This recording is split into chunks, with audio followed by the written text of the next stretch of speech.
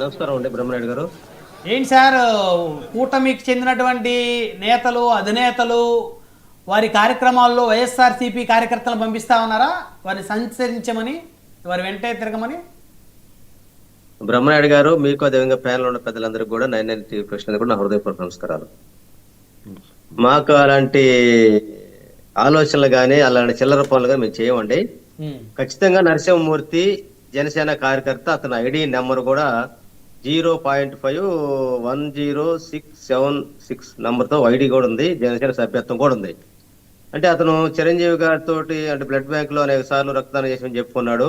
ఇది కావాలని చెప్పేసి అంటే వాళ్ళ యొక్క పరిపాలన, వాళ్ళ యొక్క భద్రతని, వాళ్ళ డొల్లతనాన్ని దీని ద్వారా చూపించుకున్నట్టుగా ఉన్నట్టుగా అర్థమవుతా ఉంది. ఎందుకంటే ఒక డిప్యూటీ సీఎం అనేటువంటి వ్యక్తికి సరే రాజ్యాంగబద్ధంగా డిప్యూటీ సీఎం ఉందా లేదా పక్కన పెడితే, ఒకవేళ అలాంటి భద్రత ఇచ్చేటువంటి ప్రభుత్వం ఉన్నప్పుడు, ముఖ్యమంత్రి గారు ఉన్నప్పుడు ఒక ప్రోటోకాల్ ప్రకారం ఏంటంటే వారికి పాస్ అవ్వాలంటే డిఆర్ఓ గారి కాడి నుంచి ఆర్డీఓ గారి దగ్గర నుంచి వస్తాయండి.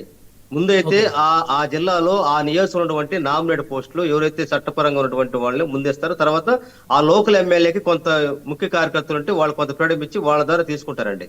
అలాంటప్పుడు అంటే భద్రతా వైఫల్యాలు లోపం ఉండేటువంటి చూపించి దాన్ని వైసీపీ మీద రుద్దేసి ఇది ఒక ఈవెంట్ లాగా ఏదో సంచలనం చేసి వైసీపీ ప్రతి దానికి ఎట్టుంది అంత దుర్మార్గం ఉందంటే, భార్య భర్తలు కొట్టుకున్నారంటే వైసీపీ వాళ్ళ కొట్టుకున్నారని అంత సంస్కృతి ఇక్కడ కనపడుతున్న పరిస్థితి ఉంది. నేను అడుగుతా ఉన్నానండి, ఈ రాష్ట్రానికి ఒక ముఖ్యమంత్రిగా చేసి 5 సంవత్సరాల పాటు ఉన్నటువంటి పెద్ద జగన్మోహన్ రెడ్డి గారికి ఈ ఆయన పర్యటనలో ఎంత భద్రత కల్పిస్తున్నది అర్థమవుతోంది. అంటే ఈ రోజు లా అండ్ ఆర్డర్ పూర్తిగా ఫెయిల్ అయిపోయింది అనే దానికి నిన్న పవన్ కళ్యాణ్ గారు అయితే ఆ సెక్యూరిటీ అనేది సాక్ష్యం. ఆయనే చెప్పారు కదా గతంలో ఏమని, ఆంధ్రప్రదేశ్ లా అండ్ ఆర్డర్ సరిగా పనిచేయట్లేదని. అలాంటప్పుడు ఏంటంటే ఈ రోజు వాళ్ళ శాతగానతనాన్ని, వాళ్ళ ఫెయిల్యూర్స్ ని వైసీపీ మీద బురద జల్లి మా ఎంత దుర్మార్గం అంటే వాళ్ళు ఈ రోజు అభివృద్ధి ఏం చేయట్లా, బురద మా మీద చల్లుతున్నారు, కడుక్కుంటే మేము కూర్చోండి మా పని పెడతారు తప్ప ఈ రోజు వాళ్ళు చేసే తప్పులు మొత్తాన్ని, వాళ్ళ యొక్క చేతగాంతనాన్ని, వాళ్ళ భద్రత వైఫల్యాలు వైసీపీ ఏం సంబంధం అండి? అంత ఫెయిల్యూర్ విధానాలతో మీ ప్రభుత్వం ఉందా, లేదంటే మీ పార్టీ నాయకత్వం ఉందా, లేదంటే మీ లోకల్ ఎమ్మెల్యే ఉన్నారా? చెప్పండి. ఆయన నరసింహమూర్తి రాత్రి వైసీపీ కార్యకర్త కాదు, మీ సభ్యత్వం తీసుకున్నాడు, దాన్ని ఎందుకు వైసీపీ మీద రుద్దేది చెప్పండి. ఎప్పుడు తీసుకున్నాడు సార్ సభ్యత్వం?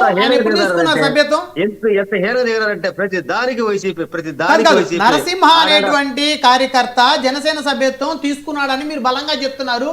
ఎప్పుడు తీసుకున్నారు? బహుశా ఈ సంవత్సరం సభ్యత్వాలు మొదలు పెట్టలేదు అనుకుంటా. సుజాత గారు అతను ఖచ్చితంగా వైసీపీ కార్యకర్త కాదు, జనసేన సభ్యుడు. సరే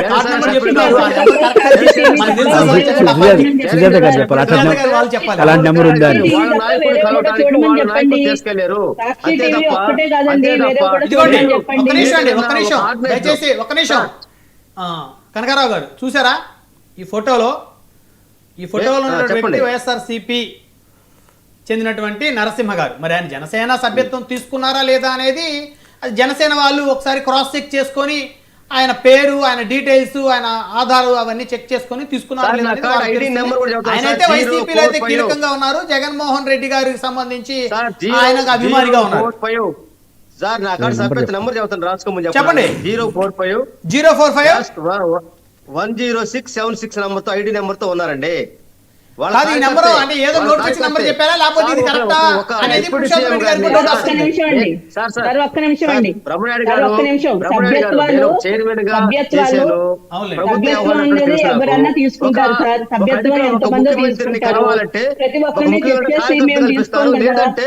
లేదంటే కనకారావు గారు ఇక్కడ కీలకమైన అంశం ఏంటంటే, సరే సభ్యత్వం తీసుకున్నారు, సభ్యత్వం తీసుకోవడానికి కొన్ని రీజన్స్ ఉన్నాయి. ఇప్పుడు తెలుగుదేశం జనసేన పార్టీ సభ్యత్వాలు తీసుకున్నటువంటి వారికి కొన్ని ఇన్సూరెన్స్లు, health insurance, medical insurance, something accidental insurance Janasena కూడా ఉంది. జనసేన ఎవరైనా కార్యకర్త దురదృష్టవశాత్తు రోడ్డు ప్రమాదంలో మరణిస్తే వారికి 5 లక్షల రూపాయలు చెక్ ఇంటికి ఆ పార్టీ నాయకులు ఇస్తారు. సో వైసీపీలో బహుశా ఆ ఫెసిలిటీస్ లేవనుకుంటా సార్. ఐ థింక్ సభ్యత్వం కూడా లేదు కదా, వైసీపీకి లేదు కదా. ఇప్పుడు ఆయన సభ్యుడే కాదంటారు వాళ్ళు. అలాని కాదు, సో అంటే ఇన్సూరెన్స్ కోసమైనా ముందు జాగ్రత్త తీసుకోవచ్చు కదా. ఆ క్రమంలో ఏమైనా తీసుకున్నారేమో నరసింహ గారు అనే అనుమానాలు కూడా వ్యక్తమవుతున్నాయి. సార్ ఒక్క ఏదైనా నిమిషం సరే అండి, ఒక్క నిమిషం. వాళ్ళ ఇదిగో ఫెయిల్యూర్స్ ఈ అది, వ్యక్తి వాళ్ళ ఫెయిల్యూర్స్ అది. రెండోది ఏంటంటే ఈ మధ్య వాళ్ళు జగన్మోహన్ రెడ్డి గారికి ఉంది, చంద్రబాబు గారికి ఉంది కాబట్టి మాకు కూడా Z+ కేటగిరీ ఉంటే బాగుండని దానికోసం ఎన్ని రాజకీయాలు జరుగుతూ ఉంటాయి. అందుకోసం హైప్ క్రియేట్ చేసుకుంటారేమో. కానీ ఒకటి మాత్రం అంటే వాళ్ళ ప్రభుత్వం యొక్క ఫెయిల్యూర్ వల్ల జరిగిందని అనుకుంటున్నాను. Right. కాబట్టి దాన్ని రెక్టిఫై చేసుకోండి. రైట్, వన్ బై ఒక్క నిమిషం. కానీ ఒక్క నిమిషం వైఎస్ఆర్ అండి. కాంగ్రెస్ ఈ పార్టీకి ఫోటో అలాంటి చూడండి సార్. అంత సెలవు చేసిన అవసరం లేదు. సార్, ఈ మాకు ఫోటో వైఎస్ఆర్ చూడండి. కాంగ్రెస్ పార్టీ ఆయన మాకు ఒకటేనండి, మాకేమి పవన్ కళ్యాణ్ శత్రువు కాదు, రాజకీయ వైరుధ్యాలు ఉన్నాయి. అదే విధంగా మాకేమి చంద్రబాబు మీద పవన్ కళ్యాణ్ గారి వ్యక్తిగత ఇదే ఉండవు. ఒక పాలసీ మీద రాజకీయంగా మేము ప్రత్యేక పార్టీగా చూస్తాం. మాకు అంతే తప్ప పవన్ కళ్యాణ్ గారిని వ్యక్తిగతంగా చేస్తేను సార్ మాకేదో పాలసీల గురించి మైండ్ ఎప్పుడు వచ్చిన వ్యతిరేకించలేదు ఉద్దేశం కదా. అది. గత 5 ఏళ్ళు వ్యక్తిగతంగానే కదా మీ పార్టీ నాయకులు కొంతమంది దూషించింది, విభేదించింది. ఒక పాలసీ పరంగా ఎప్పుడు కూడా వాళ్ళు మాట్లాడిన పరిస్థితి లేదు చాలా మంది. మా మీద పవన్ కళ్యాణ్ గారు, లోకేష్ గారు వాళ్ళంతా ఐటీడీ పేరుతోటి ఇచ్చలవిడిగా చేసిన క్రమంలోనే దాన్ని ఒకసారి ఈయన పవన్ కళ్యాణ్ గారే దానికి బలయ్యాడు కదా. వాళ్ళ అమ్మగారు అంజనమ్మ గారు తిట్టారని చెప్పేసి వారు కూడా బాధపడ్డారు కదా. ఆ క్రమంలోనే రాజకీయంగా విమర్శలు చేసే తప్ప మాకు వారిని ఏదో కొడితేనో వాళ్ళ మీద చేస్తే మాకేదో వచ్చింది అలాంటి నీచ సంస్కృతి వైఎస్ఆర్ కాంగ్రెస్ పార్టీ లేదు, మా జగన్మోహన్ గారికి లేదండి. రైట్, వన్ బై మాట్లాడదాం. అంతా నరసింహప్రసాద్ గారు ఉన్నారు తెలుగుదేశం పార్టీ నుంచి. నమస్తే అండి నరసింహప్రసాద్ గారు. ఒక్క నిమిషం. ఈ ఓకే, ఫోటో సుజాత చూడండి. గారు, ఇందాక ఆ ఫోటో నేను కూడా చూపించాను. ఆ వ్యక్తి పెట్టిన ఫోటోస్ మేమేం క్రియేట్ చేసినా కాదు, ఆయన ఫేస్బుక్ లో ఇప్పటికీ ఉన్నాయి, చూడండి మీరు వెళ్ళి. బొత్స బాబు డిలీట్ చేసుకోవడం మర్చిపోయినట్టున్నారు. మీరు ఆయనకి ఎత్త పారసి ఇచ్చారని చెప్పొచ్చు కదా. మీరు ఆ వ్యక్తికి ఎలాగ